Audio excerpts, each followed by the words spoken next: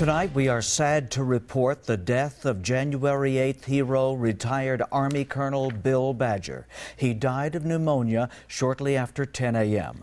Colonel Badger was 78 years old.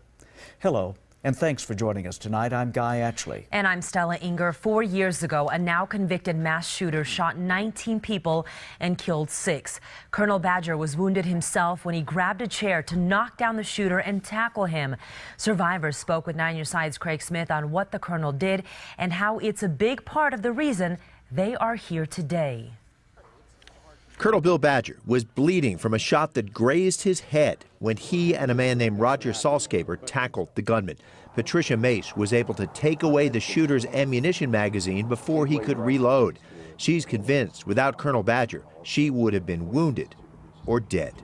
February is my birthday month, and on February I went over with 2 cupcakes, and Bill and I had cupcakes because I got to celebrate 4 more birthdays since he and Roger took our shooter down.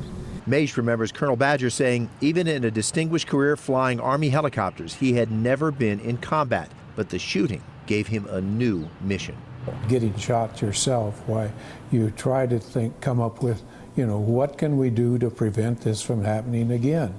And you feel that it's your duty. In the years after the shooting, he pushed past his own painful memories of that day to work hard to keep guns out of the hands of criminals and the mentally ill. He often traveled to Washington and to other states to speak for what he viewed as common sense gun laws. Nancy Bowman is a nurse. The day of the shooting, she and her husband, who's a doctor, ran out of the Safeway and started treating victims.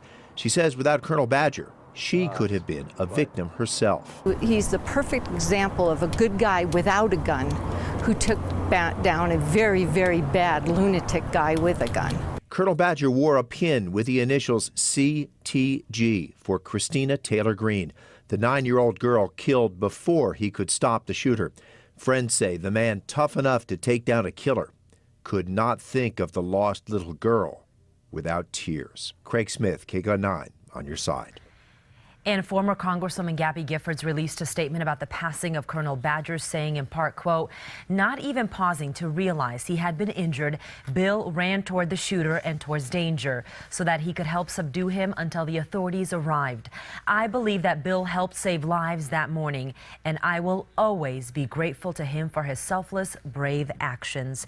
And former Congressman Ron Barber also survived the shooting. 9 News Side's Justin Shecker actually caught up with him today on the passing of the colonel. Justin. Well, former Congressman Barber said that he last saw Colonel Badger 2 months ago on the 4th anniversary of the shooting. They were at an annual dinner for January 8th survivors at Gabby Giffords' home. Barber says Badger told him that night his health was declining and that he didn't think he had much longer to live. Barber says the survivors and their families have formed a special bond since the shooting. He learned the news of Badger's passing from Pat Mace, who you just saw, and Gabe Zimmerman's mother. Like Giffords, Barber says he's certain Badger's actions saved lives in the Safeway parking lot. Barber will also remember Badger as a modest man. He would never want to use that term hero, but I think he and Roger and Pat, the 3 of them, all were heroes in my mind, and Bill certainly played an instrumental role in keeping the shooter on the ground until the sheriff's department came and arrested him. And Barber applauds Badger for taking a stand against gun violence after the shooting. And guys, even as a supporter of the Second Amendment, Badger spoke out in favor of expanded background checks both here locally and nationally. People loved him. Yes. Thank you.